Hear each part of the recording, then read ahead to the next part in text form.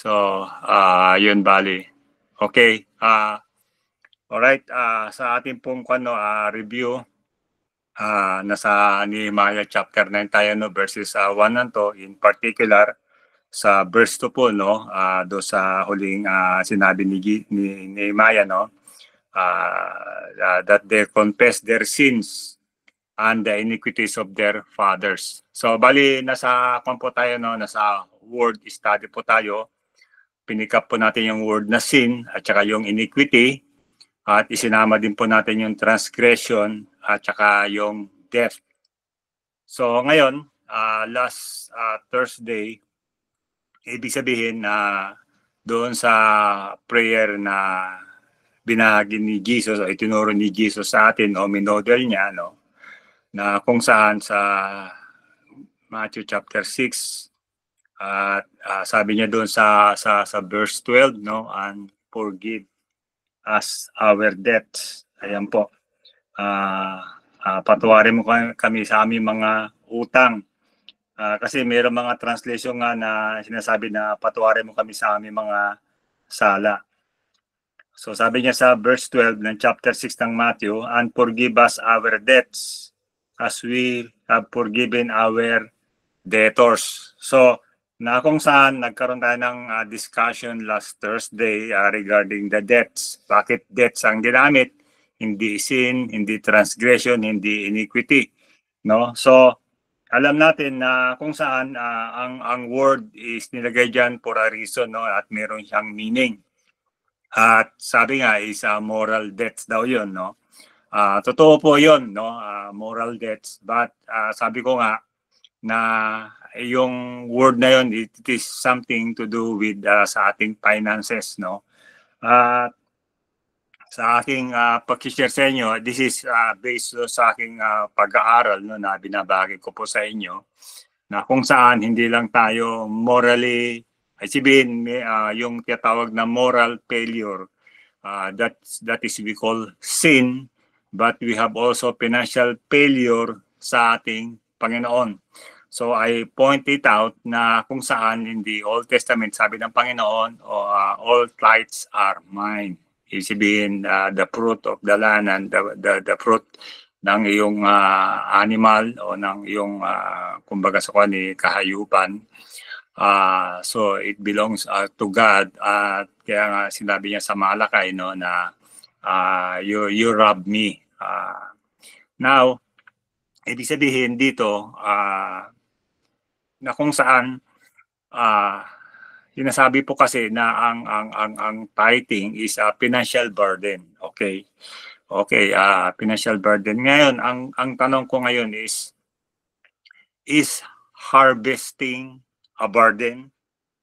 Ang pag-aani ba ay kabigatan? That's my question. Kasi pag nag-ani ka, meron kang effort na ginagawa, di ba? You go to the field and get yung crops, o pupunta ka sa tinatawag na plantation and get the fruits. So meron kang effort na ginagawa. And that is something na dapat mong gawin. Meron kang energy. Okay. Kaya nga yung question ko is harvesting a burden. Ngayon, baguhin natin yung tanong, is planting a burden? Yung pagtatanim ba ay kabigatan o nagbibigay ng bigat? Of course, meron kang effort na gagawin. Merong energy na dapat kumbaga ma-release. Merong something na step na o decision na gagawin. So it means both planting and both harvesting is a burden. Okay, ang gusto ko pong i-drive po dito, gusto po natin ang tinatawag na blessing. What is a blessing? It is harvesting. Tama po ba? It is a harvesting. So ngayon, we want to harvest financially. Ngayon, ang tanong, do we plant financially? And I believe tithing is a form of planting to the kingdom of God for us to bring and harvest, because God will not give something or will not ask something na kung saan ibig sabihin dito na tayo ay mababaon. Ngayon, gusto kong i-challenge ang bawat isa. Meron ba dito sa atin o sa grupo natin ngayon na nagkabaon-baon sa utang because of tithing? Sabihin, bigay siya ng bigay ng tithes kaya nagkabaon-baon siya sa utang. Is there anyone here na nabaon sa utang? Let me hear you. Mag-unmute po kayo at you speak up. I want to hear from you. Para isibihin itong ating pinag-aaralan, maklaro po natin. Meron ba? Among you, magsalita kayo. Isibihin, nabaon ako sa utang, pastor, dahil bigay ako ng bigay ng tithes o ng ika po. Is there anyone here? Wala. Wala na. Sa amin, pastor, hindi po namin naranasan yon. Hindi po kami nakaranas ng gano'n na kaya nabaon sa utang dahil nagbibigay ng tithes. Hindi po yon. The more we give our tithes, the more the God bless us. So walang nabaon sa utang dahil sa pagbibigay ng tithes. Ngayon ang tanong, pastor. Ano pa? Po, pinagpapala po lalo. Okay. Ngayon ang tanong ko po, i-reverse ko naman yung tanong ko. Meron ba dito nagkautang dahil hindi sila nagbibigay ng tithe? Meron bang nagkautang dito dahil hindi nagbibigay ng tithe? Siguro si Pastor Frankie. Pastor Frankie, yung narinig ko sa iyo before do sa Sowers Cooperative. Do you like to comment on that? Po, yung sa Sowers Credit Cooperative po. Di ba po merong doon, pastor doon na hindi nagbabayad ng utang? Actually, meron po. Meron siguro, most likely, hindi siya din nagbibigay din ng tithes. Yan po ay hindi ko alam. Kasi as far as I know, more than years na po na hindi na nababayaran yung nahiram nila na hanggang sa umalis na po ako doon sa board. I believe hindi pa rin po nag-i-initiate na anuhin yung kanilang hiram. No. Kasi di ba po yung hindi pagbibigay ng tithes is pagnanakaw nga eh. Isipin yung hindi pagbabayad ng utang is is similar eh. You are not doing your obligation to God and also your obligation to man. Kasi obligation po yan, di ba po ba? Obligation po. Obligasyon. Ito po yun. Ang nakakalungkot po, kung minsan is maririnig mo yung pastor or yung pag nagpipreach siya, I am blessed because God has blessed us. Pero pag tiningnan mo yung kanilang hindi naman po nagmo-move sa account nung kooperatiba. So, para bang what he is telling, what he or she is telling before the congregation, nagkakaroon po ng question mark. Is it true that they are blessed? Or they are not just being faithful kasi when they receive the blessings, they are not fulfilling their obligation doon sa kanila pong mga nahiram. No. So sometimes it would give a question mark or doubt. Kumisan nga po kaya po kumisan nakaka-discourage din po sa pamumuno sa isang organisasyon. Kasi if you will try to i-ano sila or i-reprimand or i-call into is baka makatisod ka pa or makaano. So para bang as a pastor or as a preacher, as a leader, we should be the one to set examples of fulfilling our duties, or following the word. Sa testimony po, kami, when we started tithing, before, nung hindi pa po kami nagtitithes, nakakahirap po kami. May mga utang din po kami sa bangko, sa kumisan sa parents namin. But when we started tithing, no, nung nakabenta po kami ng lupa, nag-tithe kami kahit gaano kalaki ang dapat i-tithes. Sabi nga po ng mga kapatid ni Ate Annabel, sayang po yan. Bakit niyo ibibigay sa simbahan niya? Nang yaman-yaman na simbahan. Sabi ko, it's not the church. It belongs to God. We're just returning them. And ang testimony namin, ever since po na kami ay nag-umpisang mag-tithe, never kami na nagkaroon ng utang. Palagi na lang po kami na lang po ang nagpapautang. At saka hindi lang po nagpapautang, nagbibigay. Kasi ang sabi ko nga, pag nagpautang, ang attitude po namin is we are not expecting na kami mababayaran. Because the main reason kaya sila nang hiram is because wala sila. So expect na they may not most likely return what they have borrowed. Kaya ganun po ang namin. And God has been faithful ever since hanggang ngayon po. God has been faithful with us. Never po na kami ay nakakautang at tuloy-tuloy pa rin po na nakakapagbigay, nakakapagpahiram, nakakatulong magpaluwag po sa mga kapatiran, sa mga mag-anak. Because our God is faithful. If we just follow, obey His word, God is true to His word. Yan po. Okay. Okay, thank you po, Pastor Frankie, no? So, isibihin, yung mga nagta-tithes, isibihin, wala silang utang. Pero yung mga hindi naka-tithes, sila yung may utang doon na yung binanggit nga ni Pastor Frankie, hindi niya mga kuan kung nagta-tithes nga ito, no? But, kasi isibihin, nagbibigay ka sa Panginoon ng obligasyon mo, pero yung meron kang ibang obligasyon it cannot, kasi there will be a conviction hindi you will not rest. Ibig sabihin kasi kanya ground siya against you, especially kung ikaw ay lingkod ng Diyos. Okay. So dito sa atin mo pinag-aaralan, no, na kung saan ibig sabihin yung word na ating pinag-aaralan na iniquity, sinama po natin yung debt dito, no, for us na makita po natin na hindi lang tayo mayroong tinatawag na moral failure before God, but also financial failure.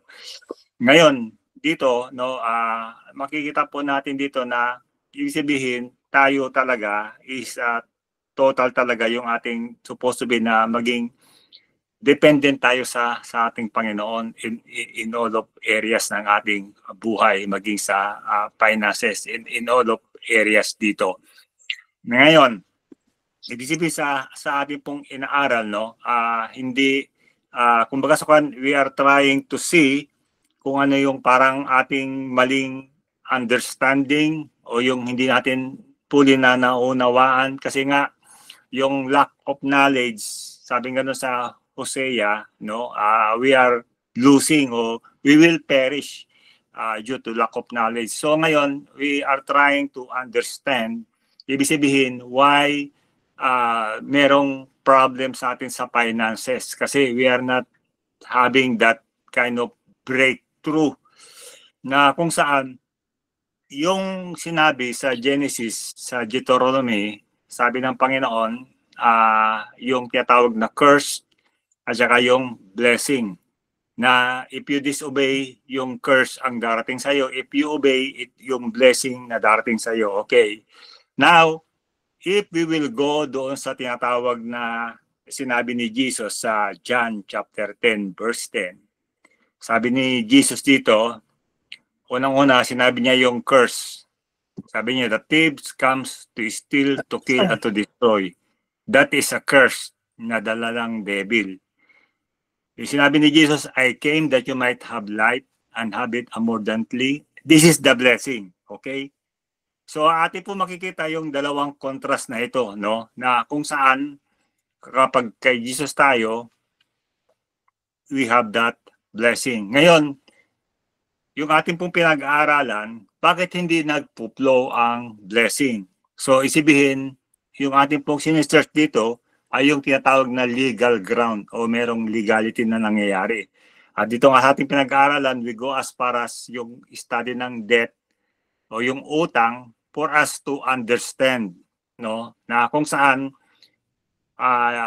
sabi nga, pag nagtanim ka ng kamatis, aani ka ng kamatis. So yung ating pagbibigay ng tithes is a form of pagtatanim para tayo ay makaani. Ngayon, sasabi mo, Pastor, hindi naman tinuturo sa Bible yung yung pagsuso ng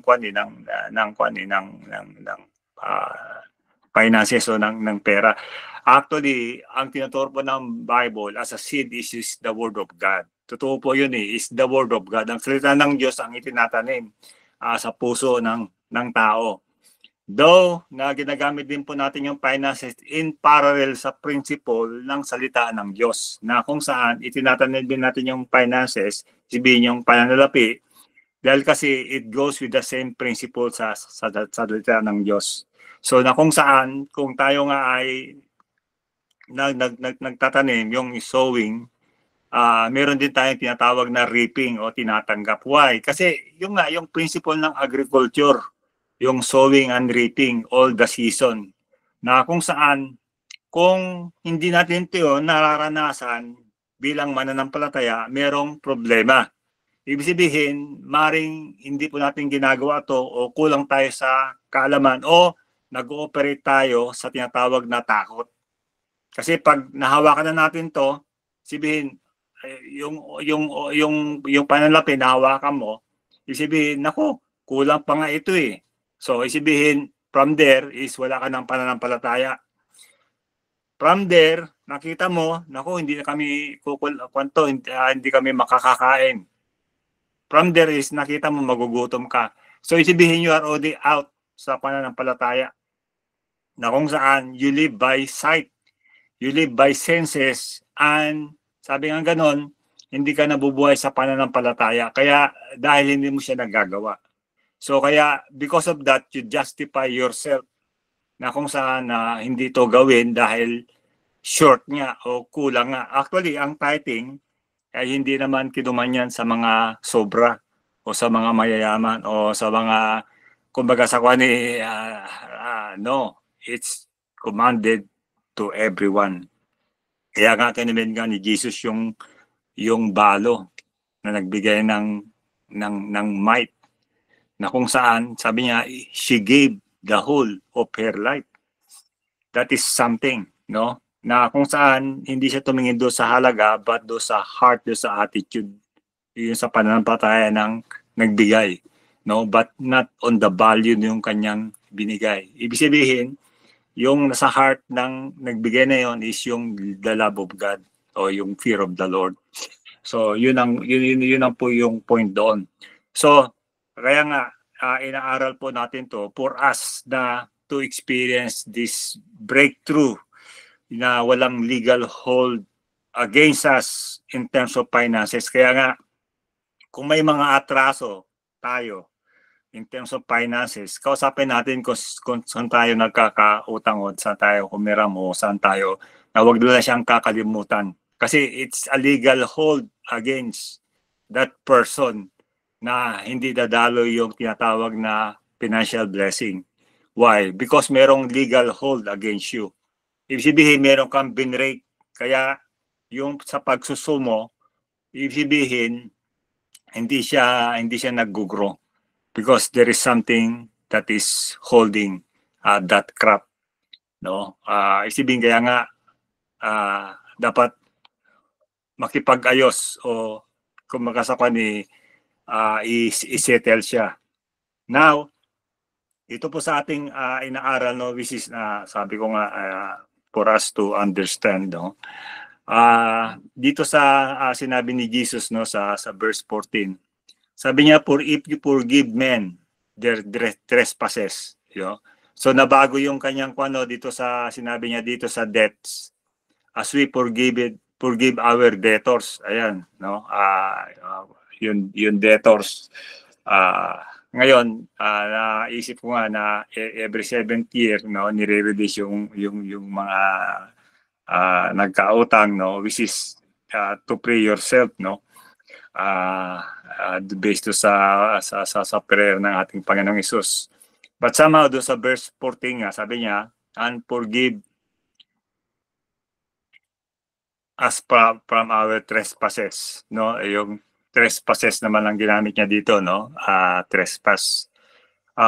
Ngayon, yung transgression po kasi is connected with trespass, no? Pag sinabing transgression, ibig sabihin that's related to trespass.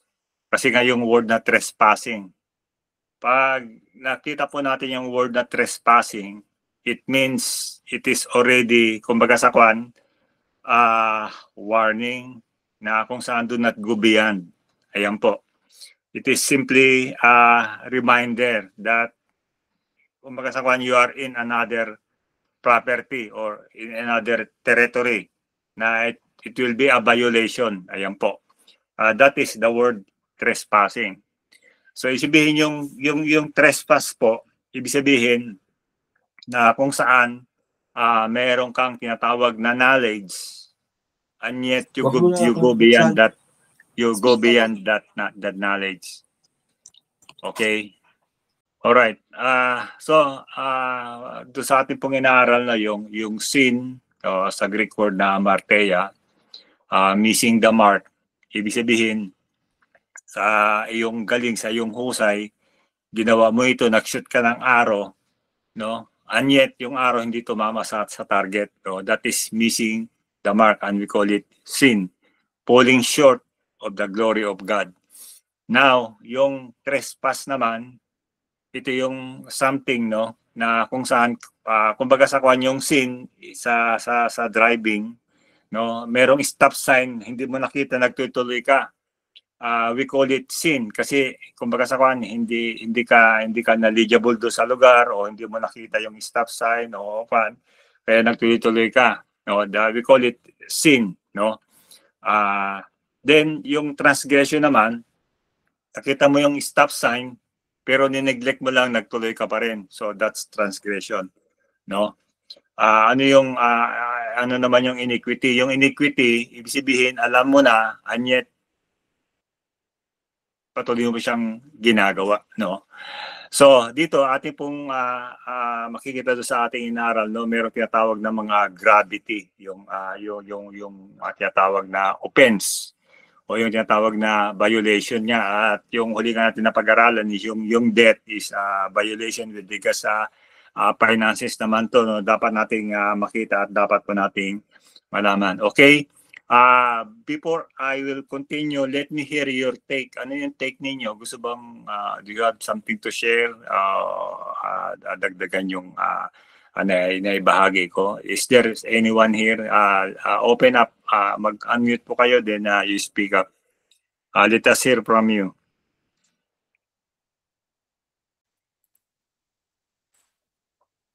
Sige po, sige po. Mr. Frankie. Mga kapastoran, doon po sa nabanggit ko po kanina, I hope wala pong ma-offend sa naibahagi ko kanina patungkol po sa Sowers Credit Cooperative. Wala po akong particular na inaano na pastor. It's just a personal ko po na observation during that time na ako po ay connected sa board, no? At sa nangyari. So and I hope kung may mga concern po kayo, let us be transparent po at kung ano man yung nabanggit ko po, yun na po yun. So I just hope na wala pong na-offend sa aking, baka naman po sabihin ng iba si Pastor Frankie masyado namang righteous or masyadong stricto or masyadong I just I shared yung aking pong observation during that time na ako po ay konektado sa management po ng Sowers Credit Cooperative. So maraming salamat po. Okay, thank you po, Pastor Frankie. Thank you po, Pastor Frankie. Okay, good evening po mga kapatid. Okay, Pastor, regarding po doon, dadagdagan ko lang po yung sinabi ni Pastor Frankie. Actually, yun po ang nagiging problema po namin sa sewers. Dahil mayroon nga pong mga hindi po nakakabayad ng mga miyembro, no ho. So, ginagawa po namin ng paraan kung paano namin sila masingil. Pero hindi naman mapilit. Actually, dapat po ay mayroong initiative talaga na kung paano siya magbayad. Kasi alam naman natin ng responsibilidad na kapag tayo umutang, dapat tayo po ay magbayad. But anyway, by January 31, meron po kaming board meeting at muli na namin pag-uusapan yan. Actually, marami na kaming resolution sana na ginagawa. May sulat, may demand letter na kami. But still, ano pa rin, parang wala pa rin response yung iba.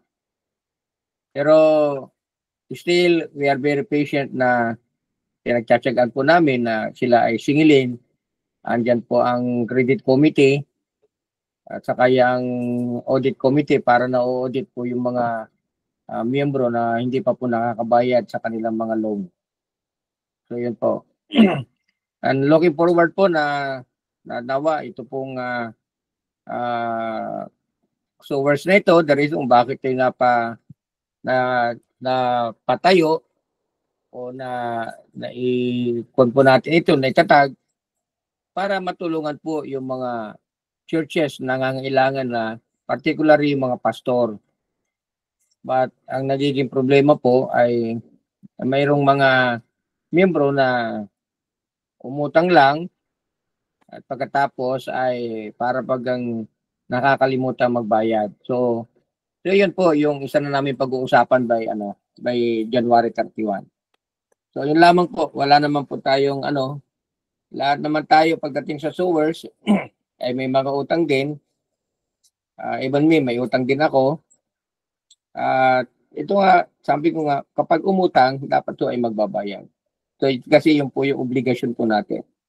Otherwise, kapag hindi nagbayad po ang isang miyembro sa kanyang inutang, ang mangyayari sa sewers ay babagsak. Kasi hindi nagkakaroon ng interest, hindi nagkakaroon ng kita. Tapos ganyan nga po yung nangyayari. Kaya hopefully na itong year na ito ay makapag po yung mga miyembrong hindi pa po nakakabayad. Yun lamang po, Pastor. Salamat po. Okay. All right.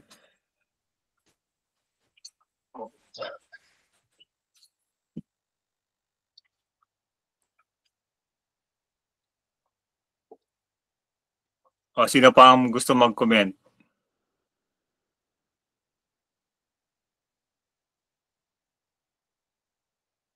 Pastor Paeng, yung testimony regarding sa Santa Rosa.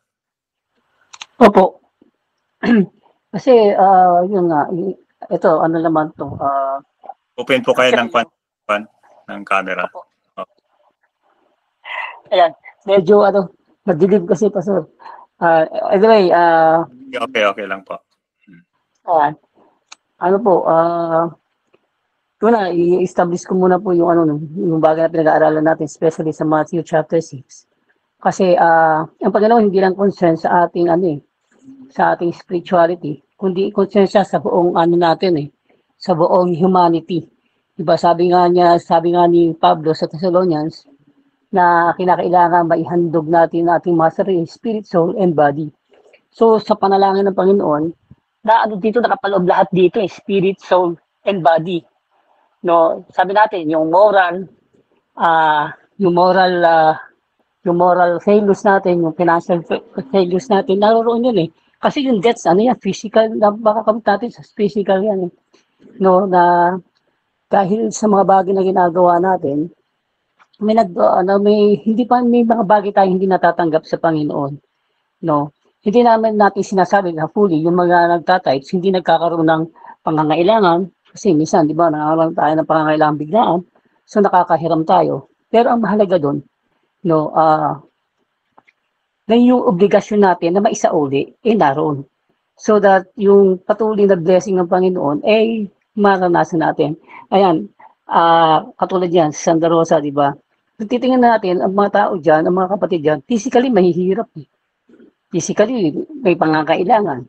So, but bukod dun sa bagay na yon, in-overlook nila yon hindi nila pinansin yun, kundi nakita nila yung yung kahalagahan ng pagbibigay sa Panginoon.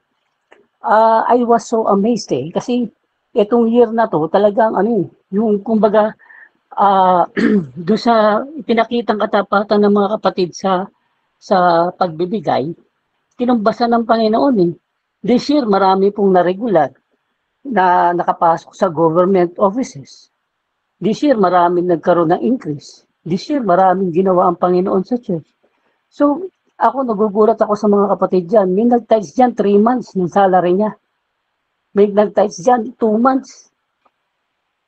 Ayan, at si Pastor Bong. Ayan, makikita niya yung yung mga tithes of tithes na pinadadala namin. Makikita niya lalo this December. Oh. So, it is recorded. Ibig sabihin, ang Panginoon hindi ka pagkukulangin Ang Panginoon mag-aano ka ang Panginoon ibig sabihin, hindi mo ma-outgive ang Lord No, kaya nakakatuwa sa Panginoon sa ginagawa niya sa church na sa Santa Rosa. Kaliit-liit na church yan, sabihin natin. Pero yung mga kapatid, yung matutong magbigay, grabe. Ako, sabi ko ako, na-amaze ako, namamangha ako sa bagay na ginagawa nila para sa Panginoon. No?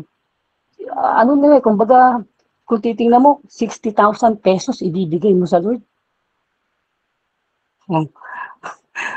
Ako, nagugulat ako. Pero, kinumit nila sa Panginoon yun Kinumit nila yun. 17,000, 20,000. Binibigay sa Panginoon. Sabi ko, mapunta ako dyan, nung makita ko. Di ba? Minsan nga, pangkape, wala Pero, nung ma-challenge, nung mahamon, nung matuto, grabe nga Kaya nga po, this year, kumbaga marami kayong nabili para sa church, sound system ng simbahan, mga gamit sa simbahan, pagpapaayos ng simbahan. Nanggaling po lahat yun sa tithes ng mga kapatid.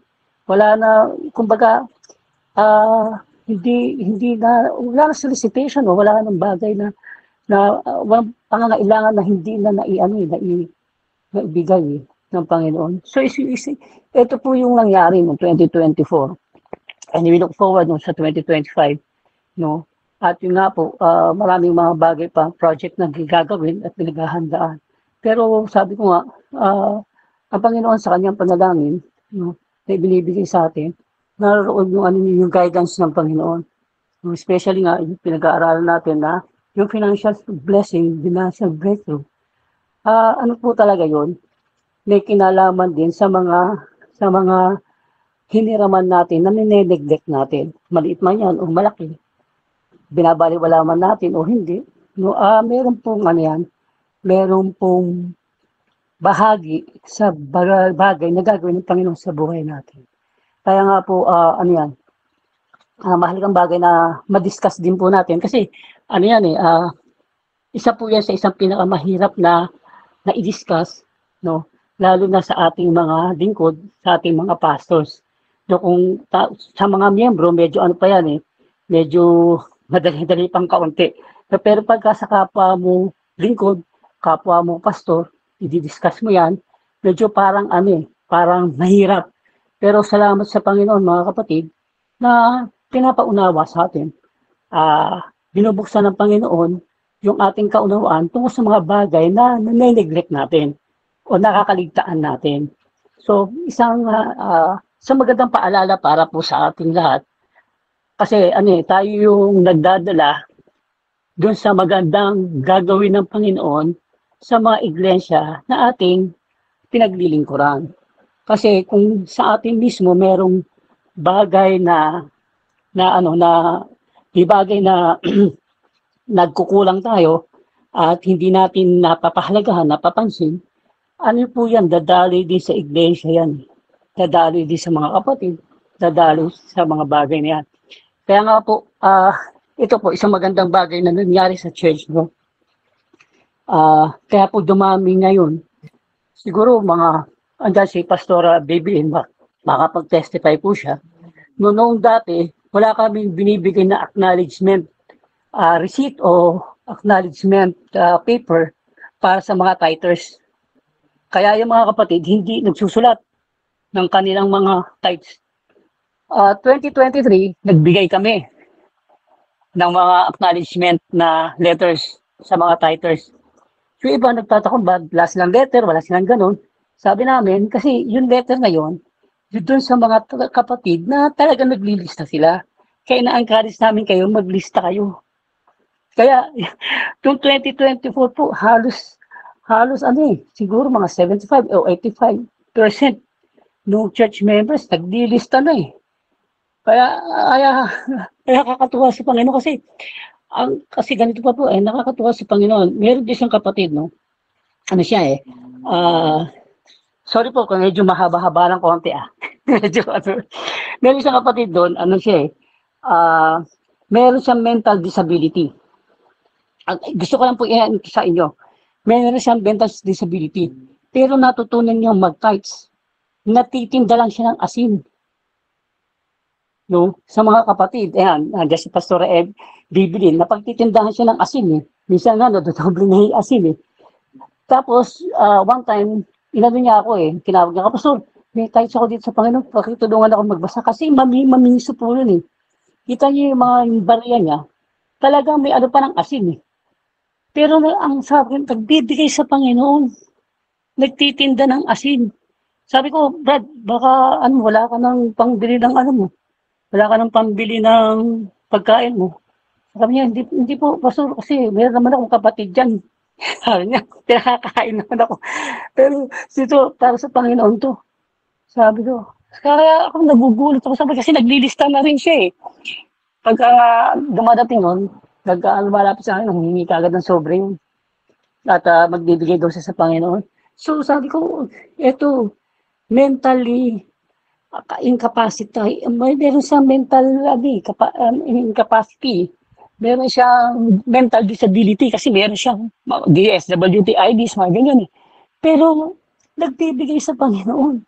Sabi ko, paano tayo na may sapat na kaisipan na minsan pinag-nangatwirahan pa natin na yung tithes hindi para sa panahon natin. Ito nga, kukulang sa isip. Pero napasunod ng salita ng Diyos eh. Sabi mo ganun. Kaya nga po, nakakatuwa sa Panginoon. So, sa akin, sa testimony nito, wala po sanang offend din. No? Dahil, totoo minsan tayong sapat ng isip, pero pinapangatwiranan natin yung mga bagay na sinusunod ng mga may kulang sa kaisipan. So, sino ang may pagkukulang? Iiwanan ko po yung tanong na ito sa inyo kasi yung kapatid na yun, naging hamon sa akin, naging challenge sa akin. Kaya minsan, inaano ko siya, binibigay ko siya example sa mga kapatid. Na, eto nga tigtitinda ng asin, nag-ano lang, ang kanyang barya-barya lang. Pero kung magbigay sa Panginoon, talagang nagbibigay sa Panginoon. So, yun lang po, Pastor Willa. Maraming salamat for the opportunity to share something. At I hope na maging ma-enlighten tayo sa mga bagay na nais ng Panginoon na matutunan natin as mga pastors, as mga leaders, doon sa mga bagay. Kasi ito yung sa pinaka-mabigat na teaching o katuruan ng Panginoon patungkol sa finances. Isa yan sa mahirap matanggap at minsan mahirap maunawaan. Pero sabi nga nasa ating sa ating pagtanggap at sa ating pagiging open sa nais ng Panginoon na ating matutunan. So yun lang po. Maraming salamat po. Okay, maraming pong salamat Pastor Pai, no. Kaya nga ibig sabihin dito, we educate ourselves through the Word of God, yung kanyang principles for us to know and to understand, no? Na kung saan yung ating tinatawag na harvest ay naapektuhan is because nothing is being sown, or kung merong sinuso naman, merong tinatawag na legal ground that is holding it.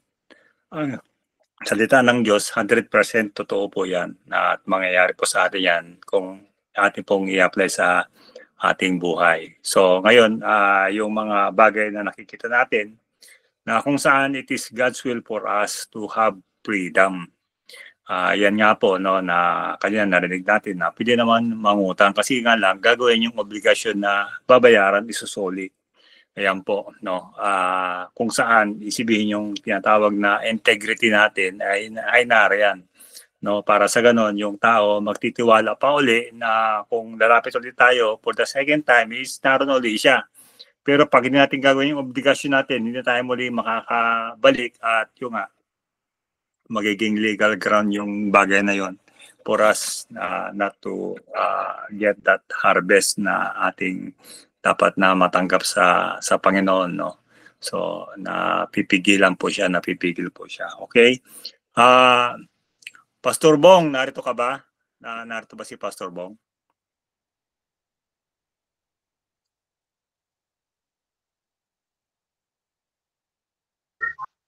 Amen po, Pastor William. Good evening po. Ayan. Ayan. Narinig mo regarding doon sa nabanggit ni Pastor Frankie, no? I do not know kung sino yung na yon. Hindi ko alam, meron ka bang knowledge na kung nagtatouch yung pastor o hindi? O do you have idea? Wala naman po. Hindi ko po alam kung siyempre po napakahirap naman po yung sabi nga nagpi-preach ka pero hindi mo naman siya ginagawa. May problema. Kaya nga po sabi ni Pastor Paeng, isa sa pinakamahirap pong ituro or i-preach yung about stewardship. Kasi marami po diyan na talagang bumabagsak when it comes to financial po. Nakita ko naman po sabi ko nga po as a treasurer sa kooperatiba, ako po nalulungkot po ako dun sa mga kaya ang ano ko po diyan, kaya ako pumasok diyan, sabi ko, maganda to kasi makakatulong sa mga kapatid. Imbis na mag-ano sila, mag-credit sila sa ibang, let's say, sa 5-6, napakalaki. Sa sowers po kasi is 1.5. Imagine 20% over 1.5. Napakalaki po ng diferensya. So malaking tulong po. But the problem is, yung liit na yon, nane-neglect yung obligation, how to pay. Ako po, personally, marami pong galit sa, sabihin ko na, nagagalit pag naniningil ako. Nakahanda naman po ako dun sa mga ganun kasi maayos naman po akong maningil. And ang lagi ko lang sinasabi po, huwag niyo pong ipa-overdue dahil ako po yung nangihinayang sa penalties kasi may penalties po pagka ano. Because sabi nga, obligasyon natin, pag tayo ay merong monthly na babayaran, we have to pay. We should to pay our kinuha sa cooperative. Ako po, kaya po pumasok diyan pa.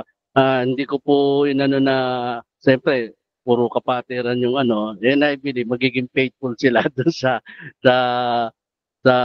pagbabayad. But yun nga po, when it comes to money, yun po yung ano eh. Kaya nga po yung pinag-aaralan natin, sakto-sakto po yan eh. Kasi po yung tingnan ko po yung mga debts sa sa King James Version, debt po ginamit. Utang, malaki po ang parameter. Malaki po ang grounds niyan. It's not only sin, moral sin, but also pag sinabi utang, kasama na dyan yung ating kabuhayan. And yung isang inano ni Nehemiah, equities, yung kasamaan. Mabigat po yung ano eh, yung word na iniquities sa Tagalog, kasamaan So, nagiging masama ka if you do not do what is right. So, siyempre, ano na po yun. Kaya yun po. Totoo po yun, yung sa blessing ng Santa Rosa, nakita ko po yun personally dahil sa akin po pinadadala ni Nasrin. Nakikita ko po. Na-amaze po ako, totoo lang po. Sabi ko, nabe-bless po ako sa kanila dahil sabi nga last December, nagulat nga po ako they are really blessed by God because they follow the principle of God when it comes to tithing. So, yun po importante sa atin po. And even po sa hindi man po sa church, our personal matters when it comes to financial, we should not neglect what we owe to somebody. Yun po. Kasi ano din po natin yan nagre-reflect po sa character natin po ang mga bagay na yan.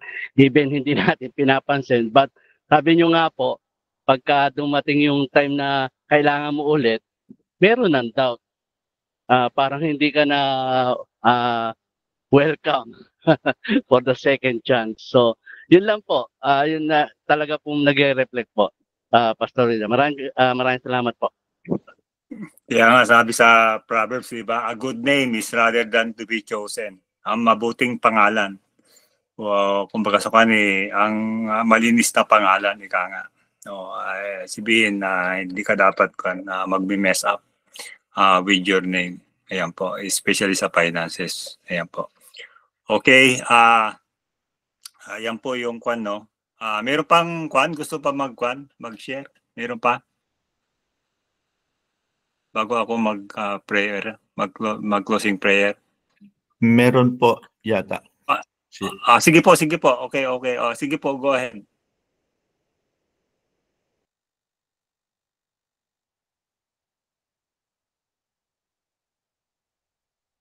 Ay na mag-unmute po kayo.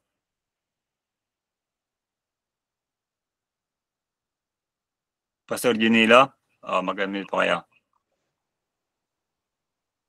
Good evening po, Pastor. Good evening po. Opo, sige po. Yung share ko po yung sa akin, Sumunod po ako sa Panginoon doon po sa Saudi, yung experience ko pong ganun, na nawala na po ako ng trabaho. So, yung Panginoon, hindi ka ginutom.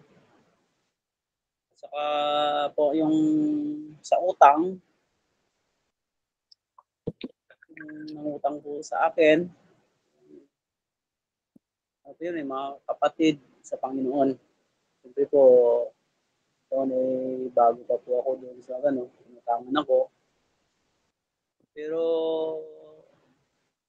hindi po ako binayaran hanggang ngayon. Kapatid ko yan sa Panginoon, pero nang umuwi po ako ng Pilipinas, ang ipon ko pong pera naubos po sa kakairam. Yung pangako na ibabalik. Pero hindi po na ibabalik. Yung tinuturo ng Panginoon sa atin na kahit ang pagsumunod sa Kanya, hindi ka po niya pababayaan. Hindi ka po magugutom. Amen. Yun po,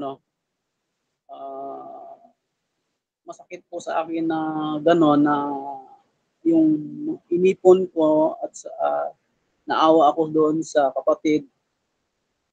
Pinahiram ko yung pera ko. Pero hindi po na ibalik. Pero yung Panginoon po nagbalik ng sobra po. Dahil po, yun po ng Panginoon sa atin na yung training din po sa ating pagkatao na kung ano po yung response mo sa taong ganon. Ang mga klaseng taong ganyan na ginagawa sa iyo. Ano ba yung pwedeng mong i-respond sa kanya? Siyempre sa iyong sarili, pwede ka pong magalit, pwede talagang pero hindi mo siya pwede ilabas kasi na piniproteksyonan mo rin po yung sarili mo, yung tinatawag na Kristiyano po tayo, naglilingkod sa Diyos. Kaya hindi ka pwedeng magsalita na kung ano-ano sa kapatid mo sa Panginoon. At kung may sabihin ka na ano, yung taong talagang sabihan na karapat dapat, hindi po yung taong hindi tama ng mga tao.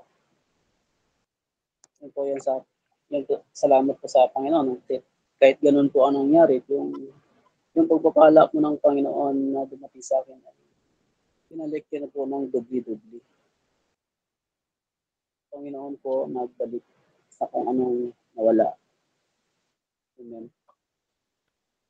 Yan po, Pastor, ang experience ko sa paglilingkod sa Panginoon at sa pagbibigay. Pag money involved na po, doon na po talagang sinusubok yung sarili natin.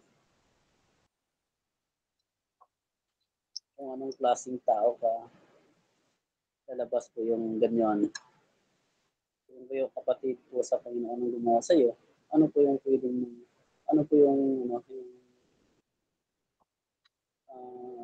sabihin ito, yung response mo sa taong ganun. Pero ako po ay hindi po ako nagsalita ng kahit anong masama laban po sa kanila.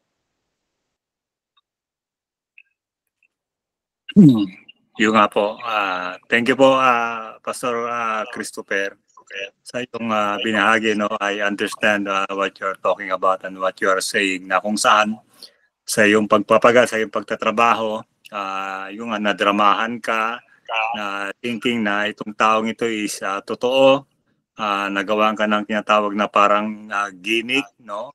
Taking advantage of you. But anyway, God is faithful. The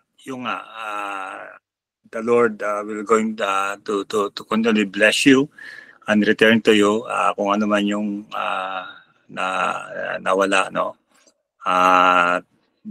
The way I see, no, you are going to that road kung saan it follows. Kaya nga, we continue pray and ask the Lord na siya mag-provide. Kaya nga, kumbaga sa kuwan may hiningi tayo sa Panginoon at parang imposible at pinagkaloob niya, talagang Diyos na ang gumawa niyan. Okay? So yun po yun sa atin, no, na we can experience the breakthrough. So tayo po ay manalangin. Salamat po, O Diyos, sa mga patotoo.